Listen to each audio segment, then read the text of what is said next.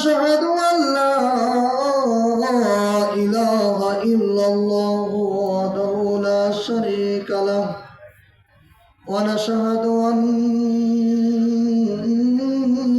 محمدا عبده ورسوله الذي أرسله بالحق بشيرا ونذيرا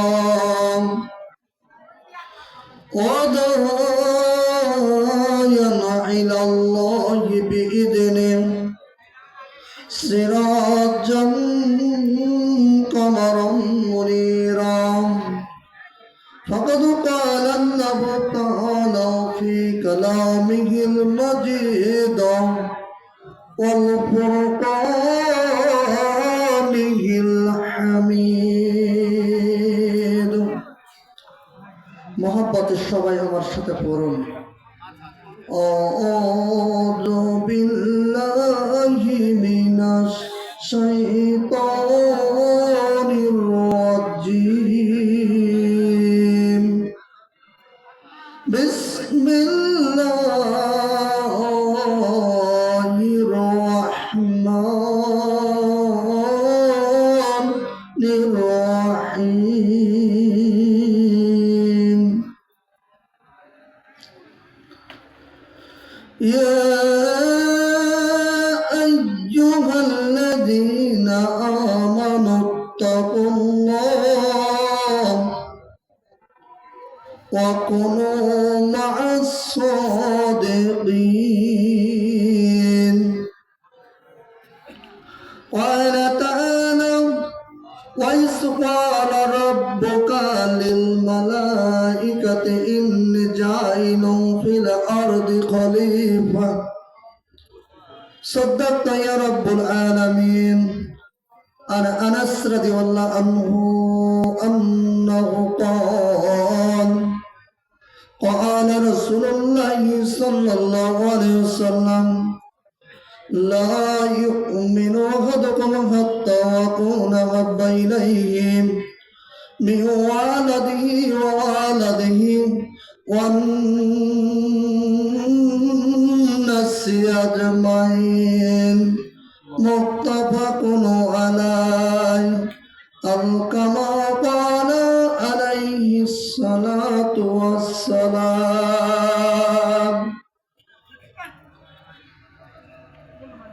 আজ থেকে বহু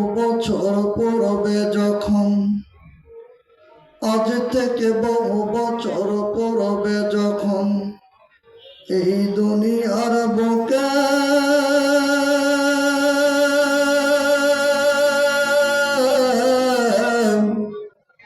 ইসলাম নাম ছিল না কোথাও কোন মানুষের মুখে মন্দিরে শুধু বাজিত ঘন্টা ছিল না আজানের ধ্বনি এই আদর জগতে এসেছিলে তুমি এরশাদত রব্বানি মানুষের মাঝে মানুষ রূপে জন্ম নিয়া ওরে মানুষের মাঝে মানুষ রূপে জন্ম নিয়া মানুষের মন করিল জয় ওরে ভালোবাসা দিয়া কোরআন দিয়া হাদিস দিয়া অন্তর দিয়া মন্তর দিয়া নয় রঙ্গে সম্মা রঙ্গে ইকতালে বুয়া রঙ্গে সম্মা রঙ্গে ইকতালে বুয়া বেবেদার সে চিন্দ পয়দা উকুনা কালমা পড়েন লা ইলাহা জবান করে সবাই পড়েন লা ইলাহা আরো জোরে বলেন লা ইলাহা ইল্লাল্লাহ লা ইলাহা ইল্লাল্লাহ লা ইলাহা ইল্লাল্লাহ ও লা ইলাহা ইল্লাল্লাহ লা ইলাহা ইল্লাল্লাহ বহু দূরে মদিনা আমরা কেমনে যাব জানি না সবাই বলেন মারহাবা, মারহাবা, আরো জোরে বলেন মারহাবা। মারহাবা। বহু দূরে মদিনা, আমরা কেমনে যাব জানি না। দয়া করুন দয়ার আল্লাহ, দয়া করুন দয়ার আল্লাহ, পুরা মনের বাসনা লা ইলাহা ইল্লাল্লাহ, আরো জোরে লা ইলাহা লা ইলাহা ইল্লাল্লাহু মুহাম্মাদুর রাসূলুল্লাহ। সবাই বলুন সাল্লাল্লাহু আলাইহি ওয়াসাল্লাম। 24তম শিয়াটা নুরানি হাফিজিয়া মাদ্রাসা ও লিল্লাবাড়ির উদ্যোগে বিরাট ইসলামী জালসা।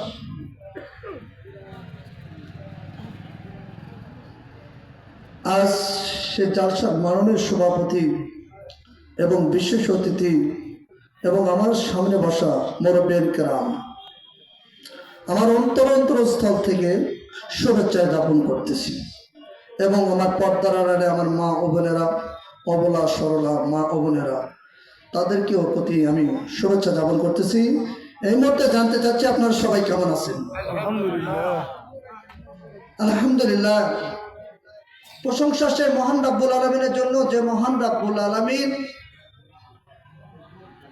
এমন একটি জায়গার মধ্যে আমাদেরকে বসাইছেন, যে জায়গাটা আল্লাহ রাসূলের ভাষায় এই জায়গার সেই জায়গা নয়, এটা হলো রিয়াদুল জান্নাহ। আল্লাহু আকবার বলেন। আল্লাহু আকবার। এটা হলো জান্নাতের বাগান। এই জান্নাতের বাগানে বসতে পেরে আপনারা খুশি না বেজার? কারা কারা খুশি একটু হাত তুলে দেখি, হাতটা একটু সটান করুন তো। এখন এমন একটা তাকবীর দেবো আমরা ইনশাল্লাহ, আমরা এমন একটা তাকবীর দিব, এই তাকবীরে এই আশপাশে যে শয়তান আছে এগুলো সব গান দূরে দেওয়া যাবে না, বাজার ইনশাআল্লাহ দেওয়া যাবে না। ইনশাআল্লাহ। একটু সুন্দর করে সবাই একটু হাতটা টান করেন।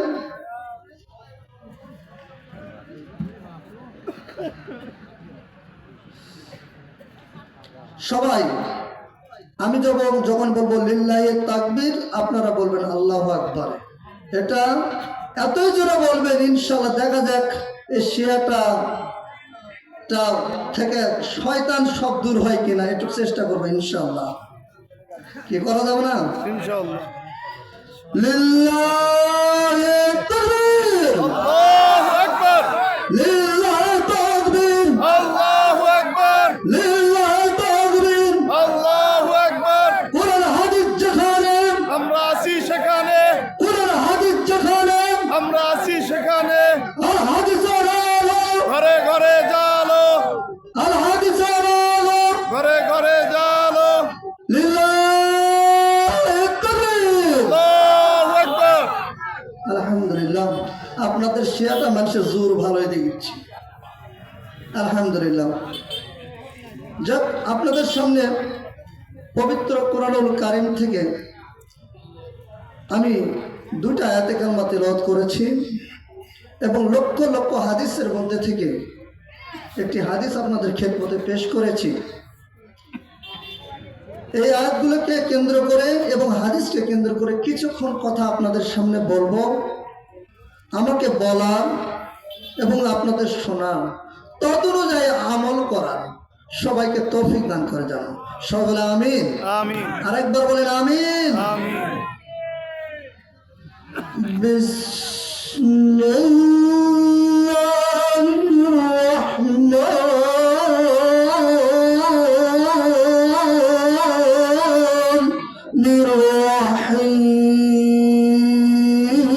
রাহিম।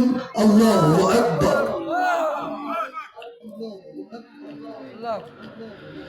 ইয়া আইয়ুহাল্লাযীনা আমানু তাকুল্লাহ ওয়া কুনু মা'আস সাদিকিন।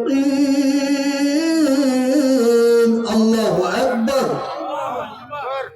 আমার আল্লাহ বলেন, আজ থেকে বহু বছর আগে আমার আল্লাহ রাব্বুল আলামিন মানুষগুলোকে সৃষ্টি করে দুনিয়ার জমিনে পাঠায় দিলেন। ও আমার বন্ধুরা, ও আমার মুরব্বীরা, একটু খেয়াল করে শুনবেন। মানুষ যখন দুনিয়ার জমিনে চলে আসলো, বুদ্ধি শিক্ষা বেকার না থাকার কারণে, অন্ধকার কারাচ্ছন্ন থাকার কারণে, কেউ বা গাছের পূজা, কেউ বা গাছের পূজা, কেউ বা কালী, কেউ বা রঙ্গে, কেউ বা ভঙ্গে, নানান মানুষ নানান খারাপ কাজে নিয়ে যেতে গেল। ও আমার বন্ধুরা,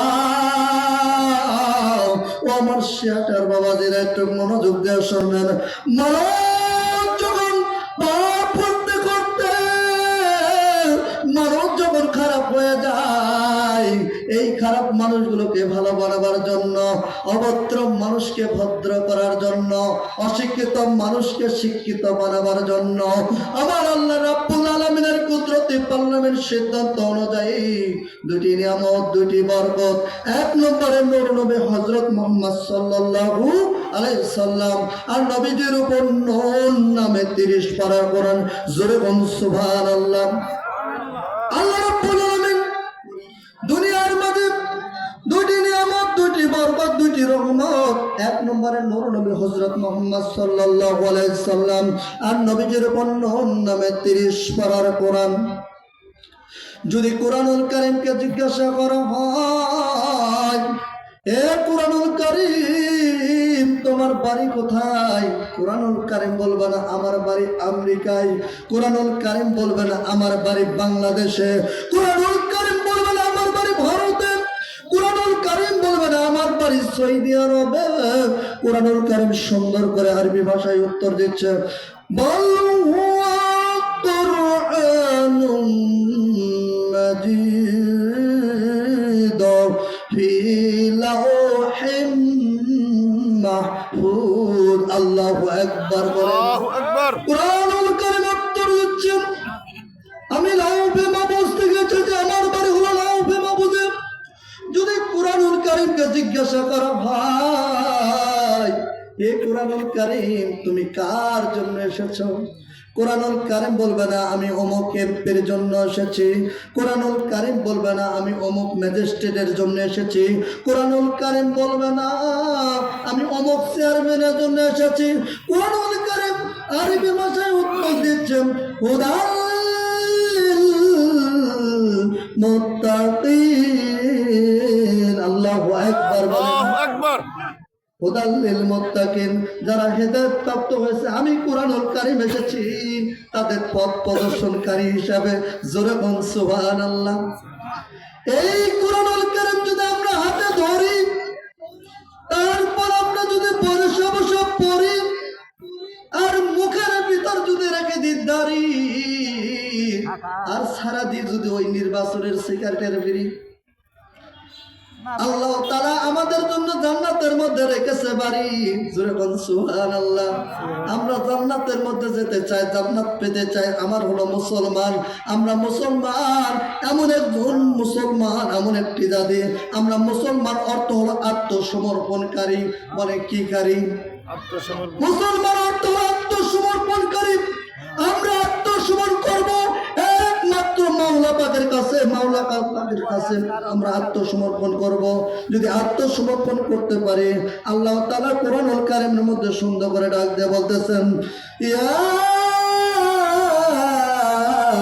আইয়ুহাল্লাযীনা আমানু তাকুল্লাহ।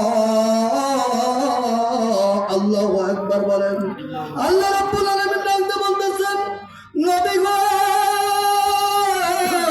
ইয়া রাসূলুল্লাহ, ইয়া হাবিবাল্লাহ, যে কিতাবটি তোমার উপর নাজিল করলাম, এই কিতাব সম্পর্কে যারা আসবে, এই কিতাব অনুযায়ী যারা চলবে, আমি আল্লাহ তাআলা তাদের কপালে জান্নাতে লিখে দিব। আল্লাহ রাব্বুল আলামিন ইমানদারকে ডাকলেন, কোন বেঈমানকে ডাকলেন না। একমাত্র ইমানদারকে ডাকতে বলতেছে, ও ইমানদারগণ, ইত্তাকুল্লাহ, আমার জন্য যথাযথভাবে ভয় করো। বলেন তো ভয় করা লাগবে কার জন্য? আরো জোরে বলেন, কার জন্য ভয় করা লাগবে? আমাদের দিলে ভয় থাকা দরকার কার? আমাদের দিলে ভয় থাকা দরকার আল্লাহর। আমাদের দিলে যদি ভয় আসা যায় আল্লাহর জন্য করা, আল্লাহর জন্য, আল্লাহর নিয়ামতে খেয়ে আমরা শুকরিয়া আদায় করতেছি। আল্লাহ আমাদের খাওয়ায়, আল্লাহ আমাদের পড়ায়, আল্লাহ সব কিছুর মালিক। এগুলো ভাবে একত্র পূরণ করে আল্লাহর ভয় যদি সিনার মধ্যে আনতে পারো, আর সিনার মধ্যে আনার পর দুটা আমল যদি করতে পারো, আল্লাহ তাআলা কোরআনুল কারীমের মধ্যে সুন্দর করে দলিল দিচ্ছেন, الذين آمنوا وعملوا الصالحات كانت لهم جنة الفردوس نزلا الله أكبر আল্লাহ রাব্বুল আলামিন বলেন, আল্লাহর জন্য ভয় করার পর দুটো আমল করতে বলেন। আল্লাহ রাব্বুল আলামিন বলেন আল্লাহর উপর পরিপূর্ণ বিশ্বাস আনা লাগবে। একমাত্র ঈমান, এক নম্বর ইন্নাল্লাযিনা আমানু, ঈমান আনয়ন করা লাগবে আল্লাহর উপর। বলেন ঈমান কার উপর আনবো? যদি ঈমান আমি আনয়ন করতে পারি রে মুসলমান, পরিপূর্ণ ঈমান আনয়ন করা লাগবে। এসে ঈমান আনয়ন করলে হবে না। ঈমানটা কেমন জিনিস? ঈমান অর্থ হলো বিশ্বাস। বলেন কি বাজান? আরো জোরে কোন কি? বিশ্বাস। মুখে বলি আমরা ঈমান, ঈমান আছে, মুখে বলি ঈমান আছে, মুখে বলি আল্লাহ আছে, কিন্তু অন্তরে খবর নাই। নামাজের ঘরে যে মসজিদে যাবে, যখন আযান দেয় ভাই, তখন কিন্তু মসজিদে যাওয়ার খবর নাই। আমি কয়েকটা মসজিদে এখানে নামাজ পড়লাম, জোরে তোরে যা দেখলাম যে দুই তিনজন মুসলমান মিলে নামাজ হচ্ছে। বলেন তো তাহলে আমি যে আল্লাহকে ভয় করলাম, আল্লাহর উপর ঈমান আনলাম, তাহলে আমি যদি ঈমানদার হতে পারি, ওই মসজিদে আল্লাহর ঘর যখন আযান হয়ে যায়, আমরা কিন্তু ঘরে বসে থাকতে পারবো না। আল্লাহ তাআলা ওই আল্লাহ তার দেওয়ার সঙ্গে সঙ্গে ওই মসজিদে ঘরে আমরা হাজিরা দেব। কথা ঠিক না ব্যাটি? ঈমান আমাদের পাকা নয়, ঈমান আমাদের কাঁচা। ঠিক না ব্যাটি? তাই আমাদের কাছে অসৎ কাজও আমাদের কাছে প্রয়োজন পড়তেছে। এই জন্য আল্লাহ রাব্বুল আলামিন বলেন, ঈমান আনার পরে আমলে সলিহ করা লাগবে, ভালো কাজ করা লাগবে, সৎ কাজের মধ্যে করা লাগবে, অসৎ কাজে নিষেধ করা লাগবে। এই দুটো আমলের বিনিময়ে আল্লাহ তাআলা কি দেবেন? ইন্নাল্লাযিনা আমানু, নিশ্চয় আল্লাহ তাআলা এই দুটো আমলের বিনিময়ে আল্লাহ তাআলা ঘোষণা করলেন। আল্লাহ তাআলা বলেন কানাত লাহুম জান্নাতুল ফিরদাউস নুজুলা। আল্লাহু আকবার। তাহলে আমরা ঈমান আনার পরে, মানে আল্লাহর জন্য ভয় রাখার পর দুটো আমল করব। যদি দুটো আমল যদি করতে পারি, তাহলে এই দুটো আমলের বিনিময়ে আল্লাহ তাআলা জান্নাত দিবে।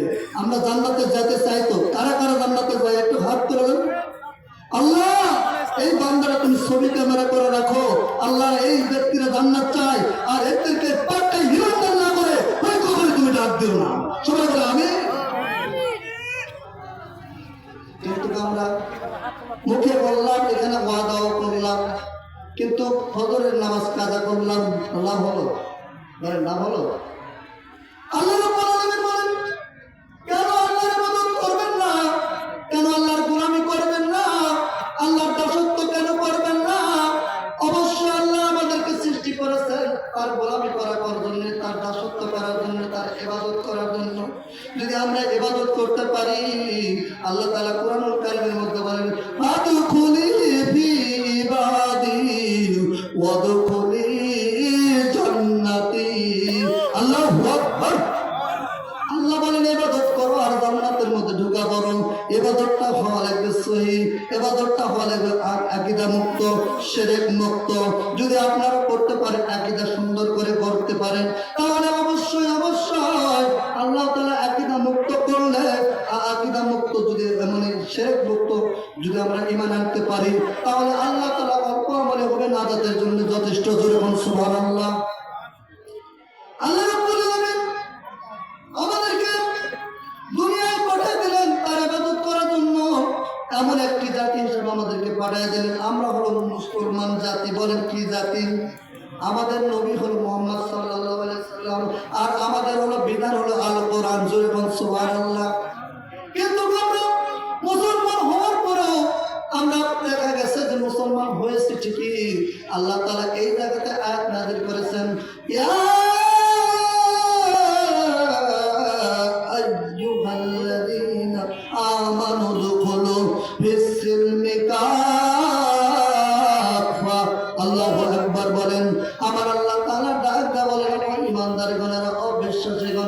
তোমরা ওয়াদখুলু ফিস-সিলমি কাফার মধ্যে প্রবেশ করো।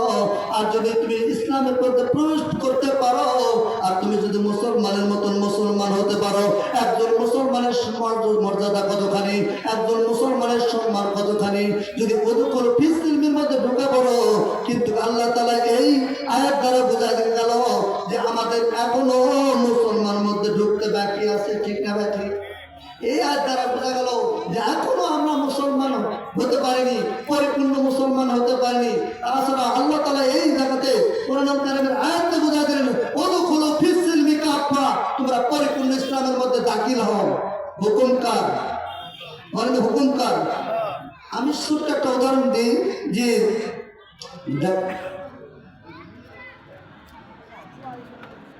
তো দেখা গেছে মশারি ছিলেন না আপনারা? মশারের ভিতরে মাথা ছাও আর বাইরে হলো পাঁচা ছাও। বলেন তো এই পাঁচা ছাওটা ঠুবে? মশার বাস পাঁচা ছাও ঠুবে? বলেন। আমরা মুসলমান ওয়াদখুলু ফিস-সিলমি কাফার মধ্যে ঢুকতে বললো, ওই আগাছম ভিতরে পাঁচা ছাও বাইরে, কিসের শেষ? আমরা মুসলমান হওয়ার পরও দেখা যাচ্ছে আমাদের যে কালচার, আমাদেরকে যে দেশ, আমাদের যে অবস্থান, আমাদেরকে ইহুদেও হার মানা যায়, ঠিক না ভাই? ঠিক। আজকে আপনার মেয়ের বিয়ে লাগুক, কথা ঠিক না ভাই? ঠিক। উচিত কথা বউ ভাই, কারো মনে লাগলে লাগুক, সমস্যা নেই। আমার একটা বাস্তব ঘটনা। একজন হাজী সাহেব হজ করে এসেছে, কিন্তু তার 1 লাখ মেয়ের বিয়ে। কি বলেন তো? আমি হাজী সাহেবকে ডাকতে বললাম, বাবারে তুমি যে তোমায় হজ করে আছেন আল্লাহর মদিনা, তুমি এসেছেন, তুমি তো আল্লাহ রসুলের রোজা মোবারকে ঘুরে এসেছেন, তোমার বাড়িতে তোমার নাতির বিয়ে হয় আর বক্সের এসে মাটি কাপড় দেয়, এটা কেমন কথা হলো? কত হুজুর এই সময় আনা করবে, কিছু করার না। এই সময় আমাদের ইহুদি নাসারা এমন ভাবে ব্যারিকেড করেছে, আমাদেরকে বাড়াতে গেলে আমাদের ইমানটা রাখাই কষ্ট। আল্লাহ নবী বলেছেন শেষ জামানার উম্মতের এমন অবস্থা হবে, ওই আগুনের আঙ্গা হাতে রাখা যায়, মানে ইমান যতক্ষণে রাখা যায় তার চেয়ে কষ্ট হবে। কি বুঝতে পারলেন আপনারা? আগুনের আঙ্গা হাতে রাখলে যে কষ্ট, তার চেয়ে ইমান রাখা বড় না। যেমন ইমান রাখা তেমন হয়, হাতে আগুন রাখা যায়। যেমন ইমান রাখা তেমন হয়, হাতে আগুন রাখা যায়। এমন একটা অবস্থা এসে যাবে আমাদের মাঝে। এই অবস্থা, এই জন্য করে আপনাদের কাছে বলবো যে আমাদের কাছে আল্লাহ তাআলা আমাদেরকে সৃষ্টি করলেন, আমাদেরকে তৈরি করলেন। কেন তৈরি করলেন? শুধু কি আমাদেরকে ওই জমিতে খাটার জন্য না, খালি শুধু মানে এক কথায় বিভিন্ন কাজ, মানে কাজের মধ্যে নিয়োজিত থাকার জন্য না, আল্লাহর দাসত্ব করার জন্য, আল্লাহর দ্বীন কায়েমের জন্য, আল্লাহর সমস্ত কিছু কাজের জন্য আমাদেরকে দুনিয়াতে খলিফা হিসাবে নিযুক্ত করেছেন। সুবহানাল্লাহ বলেন। আল্লাহ রাব্বুল আলামিন কোরআনুল কারীমের মধ্যে বলেন, কোনো দিকে খেয়াল করবেন না। আমি এখন আপনাদের সামনে একটি বিষয় নিয়ে কথা বলবো। মানুষ সৃষ্টির রহস্য, আমাদেরকে আল্লাহ তাআলা কত দয়া করে মায়া করে আমাদেরকে সৃষ্টি করলেন। কেন আল্লাহর ইবাদত করবেন না? কেন আল্লাহর গোলামি করবেন না? আল্লাহ তাআলা কোরআনুল কারীমের মধ্যে বলেন, ওয়াইযা ক্বালা রাব্বুকা লিল মালাইকাতি ইন্নী জাঈলুন ফিল আরদি খলিফা। আল্লাহু আকবার বলেন। আল্লাহ রাব্বুল আলামিন যখন মানুষকে সৃষ্টি করবেন, খলিফা নিযুক্ত করবেন, এই সময় আল্লাহ তাআলা ফেরেশতার সাথে একটু পরামর্শ করতেছে। আমি দুনিয়ার বুকে আদম বানাতে চাই, দুনিয়ার থেকে আদম বানাতে চাই, আদম সৃষ্টি করতে চাই। এই কথাটা যখন বলেন তো আল্লাহ তাআলার কি ঠেকা করেছে ফেরেশতার সাথে পরামর্শ করার?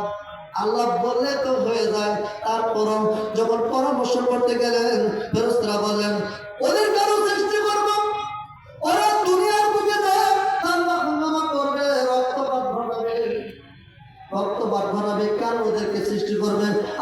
আমরাই তো তোমার তাহারি করতেছি, আমরাই তো তোমার ইবাদত করতেছি, আমরাই তো তোমার প্রশংসা করতেছি, কেন ওদেরকে সৃষ্টি করবা? ওরা দুনিয়ার বুকে যায় হাঙ্গামা করবে, রক্তপাত ঘটাবেন। আল্লাহ তাআলা বলেন, হে এ ফেরেশতারা, এ ফেরেশতারা, তোরা জানিস না আমি যা জানি তোমরা কেউ জানো না। আল্লাহ যা জানে তোমরা ফেরেশতা তুমিরা তা জানো না। দেখেন আল্লাহ তাআলা আমাদেরকে সৃষ্টি করার জন্য সর্বপ্রথম যে ফেরেশতাকে দুনিয়াতে মাটি নেওয়ার জন্য পাঠালেন সে ফেরেশতার নাম হলো জিবরাইল আলাইহিস সালাম। বলেন কি বললাম? এই জিবরাইল আলাইহিস সালামকে দুনিয়ার বুকে পাঠিয়েছিলেন, যাও মাটি নিয়ে আসো। যে দুনিয়ার বুকে মাটি নিতে যায় ওই দুনিয়ার মাটিরা আল্লাহর কাছে ফেরস্ত করে আল্লাহর কাছে ফরিয়াদ করে, আল্লাহ আমার জবানটা খুলে দাও। যখন আল্লাহ তাআলা জবানটা খুলে দেয় তখন যখন ওই জিবরাইল আলাইহিস ওই মাটি নেওয়ার জন্য হাত লাগাতে যায় তখন ওই মাটি ডাকতে বলে, ও জিবরাইল, যে আল্লাহর হুকুমে তুমি এখানে এসেছো ওই আল্লাহর কসম করে বলি তুমি আমার গায়ে হাত লাগাবেন না। একটু কথা বলে বোঝেন আমাদেরকে কত সুন্দর করে তৈরি করছেন, খেয়াল করে দেখবেন। এদিকে জিবরাইল চলে গেলেন ফেরত। যখন চলে গেলেন এরপরে আসলেন মিকাইল আলাইহিস সালাম।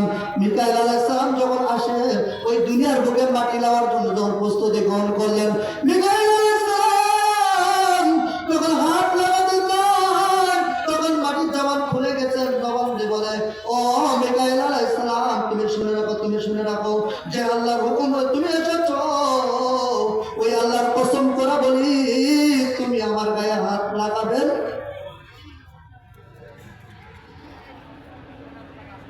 মিকাইল আলাইহিস সালাম তিনিও চলে গেলেন। তিনিও আল্লাহর কাছে যখন চলে গেলেন এইবারে পাঠালেন ইসরাফিল আলাইহিস সালাম। ইসরাফিল আলাইহিস সালাম, এই ইসরাফিল আলাইহিস সালামকে দুনিয়ার বুকে যখন মাটি নেওয়ার জন্য দেওয়া পাঠালেন। মাটি নেওয়ার জন্য যখন এসেছেন, মাটি নেওয়ার জন্য যখন এসেছেন, আসার পরে যখন হাত লাগাতে গিয়েছে ইসরাফিল আলাইহিস সালামকে ডাকতে বলো, ইসরাফিল আলাইহিস সালাম, তুমি যে আল্লাহর হুকুম এসেছো ওই আল্লাহর হুকুম ওই আল্লাহর কসম করে বলি তুমি আমার গায়ে হাত লাগাবেন না। এক এক করে তিনটা ফেরেশতা যখন ফেরত যায় এইবার পাঠালো যিনি আমাদের জান কবজ করে সে ফেরেশতার নাম কি বলেন? আরো জোরে কাকি নাম বলেন বাজান?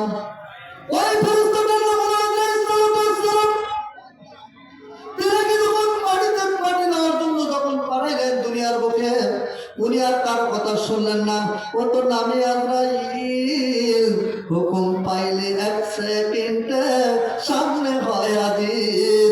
ও সে নামে আজরাইল, হুকুম পাইলে এক সেকেন্ডে সামনে হয় হাজির। এটি কই শোনার জিনিস, ইতি কার কথা কর জিনিস, কারণ যে আল্লাহ তাআলা তাকে মাটি নেওয়ার জন্য হুকুম করেছেন। কোন কথা নেই। ওই আলাইহিস সালামের হাতখানা আমাদের মতো ছোট হাত না বাজান, বড় হাত দিয়া সঙ্গে সঙ্গে ওই মাটির মধ্যে যখন হাত লাগাতে গেছে, মাটির মধ্যে যখন হাত মেরেছে, ওই মাটির থেকে হাত করে মাটি নিয়ে আসে দুনিয়ার বুকটা মাটি যখন নিয়ে আসা আল্লাহর কাছে প্রেস করলেন। আল্লাহর কাছে শুধুই খালি প্রেস করলেন না, আমরা ছোটবেলায় ওই আটার মাটিদের ওই পুতুল পুতুল বানাই না, এরকম ধরনের আমরা করেছি। এরকম ভাবে সুন্দর করে ওই মাটিটা চেপে চেপে সুন্দর করে একটা পুতুল বানায় আল্লাহর কাছে যখন প্রেস করলেন আল্লাহ বলেন সুবহানাল্লাহ কর। যে এরকম সাইজ দরকার আল্লাহর পছন্দ হয় নাই। যখন আল্লাহর পছন্দ হয় নাই একবার নয় দুইবার নয় তিনবার, সংক্ষিপ্তে কথা বলতেছে বাজান, তিনবার যখন ভাঙিয়ে ফেললো, তিনবার ভাঙার পর যখন প্রেস করলাম তখন আল্লাহ বলেন সুবহানাল্লাহ। আল্লাহর পছন্দ হয় নাই। আমরা দুনিয়ার বুকে যখন আমরা কাজকর্মে যাই, কি করতে যাই? দুনিয়ার বুকে যখন আমরা কাজকর্ম করতে যাই, ছেলের ছাত্র যখন মাঠে যায়, কিন্তু ছেলের কাজটা ভালো হয় না। ছেলের যখন কাজটা ভালো হয় না তখন বাপ বলে বেটারে তুই বাড়িতে পান্তা খা। বুঝেন বুঝেন বুঝেন কথা। আল্লাহ তাআলা ডাকতে বলেন, ও ফেরেশতারা তোরা পারবি না আমার এই কুদরতি হাতখানা দিয়া আমি আল্লাহ তাআলা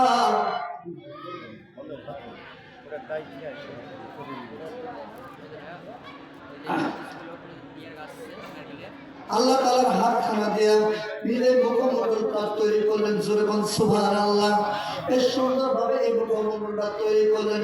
একদম এক সেম মনে হয় দেখা যাচ্ছে এক হুজুরের চেহারা মনে হয় আর এক হুজুরের মতন, কিন্তু যা দেখবেন দেবেন যুবক ছোট বাচ্চা কাচ্চা হয় না, আমাদের ওখানে আছে হাসান আর হোসাইন, একই রকম দেখতে, কোনো কিছু বলা যায় না, কিন্তু যা দেখবেন যে একটু হলো ডিবেট আছে, কারোর সাথে কারো চেহারার কোনোদিন মিল। এই জন্য করে আল্লাহ তাআলা আমাদেরকে দয়া করে মায়া করে মহব্বত করে তৈরি করলেন ইবাদত করার জন্য। কেন ইবাদত করবেন না? এই দুনিয়াটা তো আমাদের জন্য পরীক্ষার জায়গা, কথা ঠিক না?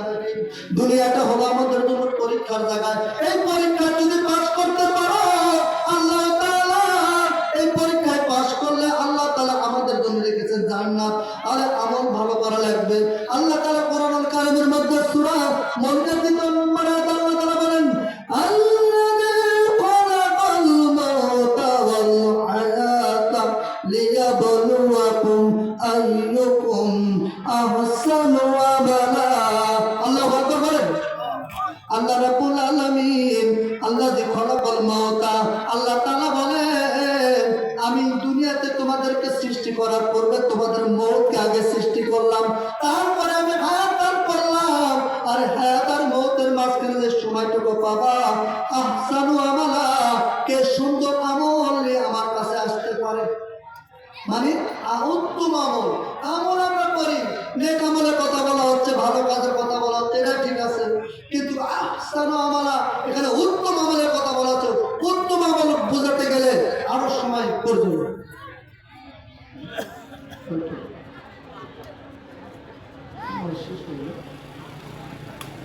তো যাক, আমি যে কতগুলো বলতেছিলাম, আসলে মানুষ আমাদেরকে আল্লাহ তাআলা সৃষ্টি করছে। ছোট্ট একটি মা বোনের জন্য আমি একটু কারগুজারি বলবো, বেশি না, 5 মিনিট বলছে। ও মা বোন, আপনারা কেন ইবাদত করবেন না? আপনারা কেন 5 ওয়াক্ত নামাজ পড়বেন না? কোন মহিলারা যদি কমপক্ষে 4টা, মানে এখানে বলা হচ্ছে 5টা কাজ করে, সে মহিলাকে জান্নাতে। জোরে বল সুবহানাল্লাহ। 1 নম্বর 5 ওয়াক্ত নামাজ পড়া লাগবেন। 2 নম্বরে রমজান মাসে রোজা রাখা লাগবে। 3 নম্বর পর্দার মাধ্যমে চলা লাগবে। 4 নম্বরে স্বামীর মালের হেফাজত করতে হবে। এই জন্য করে এই 4টা কাজ যদি আপাতত করতে পারেন, এই 4টা আমলের বিনিময়ে আল্লাহ তাআলা অবশ্যই জান্নাত দেবে। ও মা বোন, তোমাদের মতন মা ছিল সুমাইয়া, তোমাদের মতন মা ছিল মা আয়েশা। তোমরা যদি আয়েশার নাম রাখো, উনিকে আয়েশা নাম রেখেছে, কিন্তু মাইকের অর্থের আওয়াজটাকে, আওয়াজের ছোট বড় আওয়াজ, কারণ যে এমন ভাবে আওয়াজ দেয়, ওদের মাইকের আওয়াজটা ভলিউমের থেকে বেশি। এই জন্য করে ও মা আয়েশা তাদের নাম আছে, ও মা খাদিজা তাদের নাম আছে। তোমরা খাদিজার মতন হয়ে যাও, তোমরা আয়েশার মতন হয়ে যাও। আয়েশার মতন হতে হলে কি হবে? অবশ্যই আয়েশার মতন যদি হতে পারো, তুমি মা আয়েশার সাথে তুমি জান্নাতে থাকবেন।